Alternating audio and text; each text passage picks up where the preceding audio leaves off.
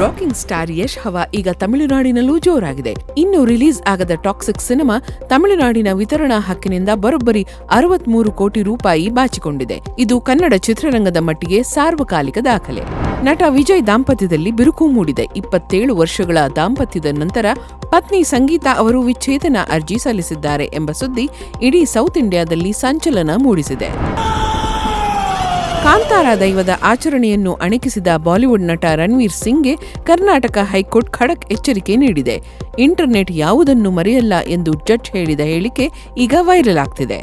ಬೆಂಗಳೂರಿನಲ್ಲಿ ಶಾಕಿಂಗ್ ಘಟನೆ. ನಿರ್ದೇಶಕ ಅನೀಶ್ ಅವರನ್ನು ಅಪಹರಿಸಿ ಹಲ್ಲೆ ನಡೆಸಿದ ಆರೋಪದ ಮೇಲೆ ನಟಿ ಐಶ್ವರ್ಯ ಅಲಿಯಾಸ್ ಆಶ್ ಮೆಲೋ ಸೇರಿದಂತೆ 11 ಜನರನ್ನು ಪೊಲೀಸರು ಅರೆಸ್ಟ್ ಮಾಡಿದ್ದಾರೆ. ಯಶ್ ಫ್ಯಾನ್ಸ್ಗೆ ಗುಡ್ ನ್ಯೂಸ್. ಟಾಕ್ಸಿಕ್ ಚಿತ್ರದ ಮೊದಲ ಹಾಡು ತಬಾಹಿ ಇದೇ ಮಾರ್ಚ್ 2ಕ್ಕೆ ಬಿಡುಗಡೆಯಾಗಲಿದೆ.